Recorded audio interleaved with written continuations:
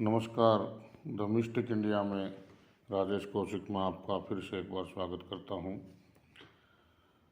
आज हम बेताल पच्चीसी या सिंहासन बत्तीसी इस नाम से जो कथाएं प्रचलित हैं उनके बारे में चर्चा करेंगे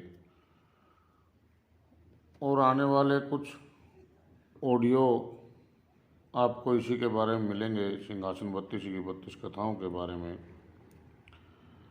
यह एक लोक कथा संग्रह है। प्रजा से प्रेम करने वाले न्यायप्रिय जननायक हमारे राजा हुए जिनके नाम से पंचांग प्रचलित है, महाराजा विक्रमादित्य जी, उनके सिंहासन की यह कहानी है। सिंहासन बत्तीसी बेताल पच्चीसी की तरह ही लोकप्रिय हो गया और बेताल पच्चीसी की कहानियाँ भी लगभग इससे सिमिलैरिटी ही रखती हैं। मूलतः सिंहासन बत्तीसी संस्कृत की रचना है। इसका उत्तर, दक्षिण, पूर्व, पश्चिम में अलग अलग भाषाओं में अलग अलग प्रचार प्रसार हुआ। सबसे पहले इन कहानियों के संकलनकर्ता जो हुए वो एक मुनि कहे जाते हैं, शैभेंद्र नाम उनका रहा, परंतु इसका दक्षिणी रूप ज़्यादा लोकप्रिय हुआ और स्थानीय भाषाओं में इसके अनुवाद होते रहे। पौराणिक कथाओं के साथ इनको जोड़ा जाता रहा। भारतीय समाज में जो मुख्यतः मौखिक रूप से कथाओं की परंपरा है, बड़े बूढ़े बच्चों को कहानियाँ सुनाते हैं, पीढ़ी दर पीढ़ी ये कथाएं चलती रहती हैं।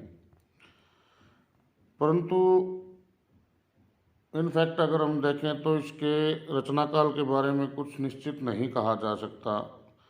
लगभग अंदाज या अनुमान हम लगा सकते हैं कि इनकी रचना धारानगरी के राजा भोज के समय में नहीं हुई, क्योंकि प्रत्येक कथा राजा भोज का ही उल्लेख करती है। अतः लगभग इसका रचना काल 11वीं शताब्दी के बाद का ही होना चाहिए। और इन कथाओं की भूमिका जो है वो भी एक कथा ही है जो राजा भोज की कथा कहती है। 32 कथाएं तो 32 पुतलियों के मुख से कही गई हैं जो कि एक सिंहासन में लगी हुई थी। और वह सिंहासन राजा को कैसे प्राप्त होता है कि एक दिन राजा भोज को मालूम होता है कि एक साधारण सा चरवाहा, भेड़ बकरियां चराने वाला जो एक युवक रहा उनके राज्य में, वह अपनी न्यायप्रियता के लिए बड़ा विख्यात रहा, बड़ा मशहूर हो गया, बहुत नाम हुआ उसका, जबकि वो बिल्कुल अनपढ़ था और पुश्तैनी रूप से उसके बाप दादाओं ने गायें, भैंसें और बकरियां ही चराई, तो वह भी वही काम करता था। परंतु जब राजा भोज ने तहकीकात कराई तो पता चला कि उसके सारे फैसले बिल्कुल सही होते हैं और वो फैसले एक विशेष टीले पर बैठकर ही करता है और कहीं नहीं करता। एक टीला है मिट्टी का, ढेर बहुत बड़ा, जिसे टिब्बा कहते हैं अपने देसी भाषा में, उस पर बैठ के फैसले करता है। तो राजा भोज की जिज्ञासा बढ़ी। उन्होंने खुद भेष बदल कर उस चरवाहे को एक जटिल मामले में फैसला करते हुए देखा। उसके फैसले और आत्मविश्वास से राजा भोज इतने अधिक प्रभावित हुए कि उन्होंने उससे मिलने की ठान ली। और जब उससे मिले तो उन्होंने पूछा, भाई कैसे, क्या आप इतने अच्छे फैसले करते हो, यह प्रतिभा, यह क्षमता कैसे आई आपके अंदर? तो जब चरवाहा जो था, लड़का जो था, चंद्रभान नाम था उसका, उसने बताया कि ये सारी शक्ति या जो फैसले करने की जो भी क्षमता मेरे अंदर आती है, इस टीले पर बैठने के बाद अपने आप आ जाती हैं। वैसे अगर नीचे होता हूँ तो मैं भी बड़ा साधारण सा ही मनुष्य होता हूँ, परंतु टीले के ऊपर बैठने के पश्चात मेरे में ये सब क्षमताएं आ जाती हैं और मैं फैसले कर देता हूँ।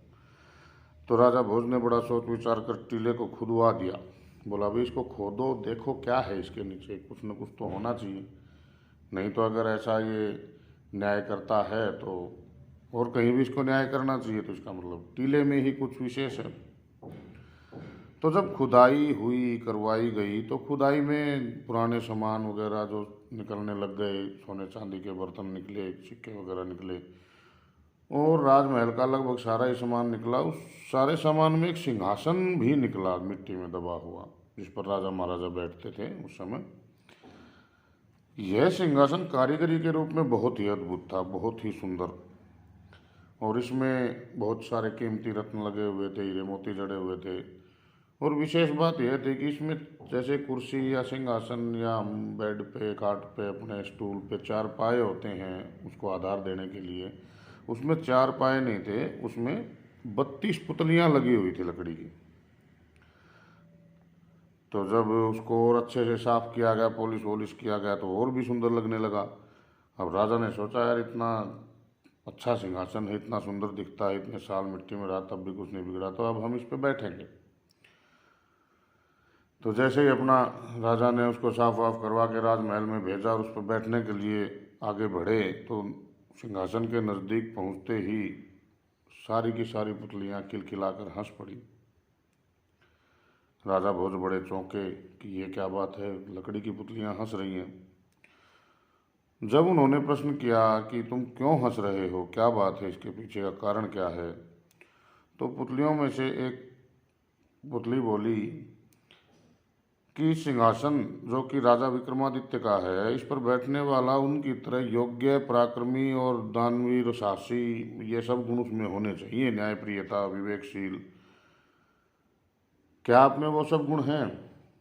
तो जैसे जैसे राजा भोज का बैठने का प्रयास होता रहा, तो वो सभी पुतलियां एक एक करके उनको राजा भोज की गुणों के बारे में, उनकी अच्छाइयों के बारे में एक एक कहानी, एक एक कथा सुनाते गए, जिसे राजा भोज सुनते रहे और स्वयं को